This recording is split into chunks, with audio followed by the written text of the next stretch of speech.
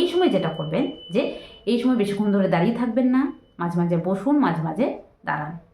এই সময় হুটহাট করে পজিশন চেঞ্জ করবেন না বা হুটহাট করে আপনি উঠা বসা করবেন না। মাঝে মাঝে কোনো জিনিস ধরে উঠুন, বসুন, এভাবে করবেন, সাবধানে করবেন।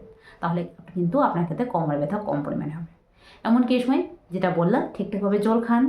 ক্যালসিয়াম জাতীয় খাবার খাচ্ছেন কিনা এটি অবশ্যই খেয়াল রাখুন, কারণ গর্ভাবস্থায় প্রত্যেকটা গর্ভবতী মাকে ডাক্তারবাবুরা ক্যালসিয়াম সাপ্লিমেন্ট দিয়ে থাকেন। সেটা খাওয়ার পাশাপাশি আপনি এই সময় ক্যালসিয়াম রিচ জাতীয় খাবার যেমন দুধ, ডিম, কলা এগুলো অবশ্যই খান। দুধ না পারলে পনির খান, দই খান, যাতে আপনার ক্ষেত্রে ক্যালসিয়ামের চাহিদা পূরণ থাকে। ক্যালসিয়ামের ঘাটতি হলে কোমরে ব্যথা বেশ পরিমাণে হবে। এই সময় কোমরে হালকা পানি একটু মাসাজ নিতে পারেন, অবশ্যই বসে কেউ একটা মাসাজ দিয়ে দিন। আর এই সময় হালকা একটু উষুম জলে সেঁক নিয়ে নিতে পারেন।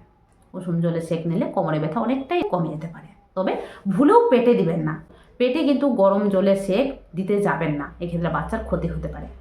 আপনার ক্ষেত্রে তলপেটে ব্যথা করছে, সেক্ষেত্রে হালকা উষুম গরম পানি দিয়ে আপনি স্নান করতে পারেন, তবে গরম জলে সেঁক ভুলেও দিবেন না, এটা কিন্তু বাচ্চার মারাত্মক ক্ষতির কারণ। এবারে এই সময় আপনি পারলে কিছু ব্যায়াম করুন, যোগ ব্যায়াম, যেটা কিন্তু অবশ্যই আপনার ডাক্তারবাবু পরামর্শ করবেন।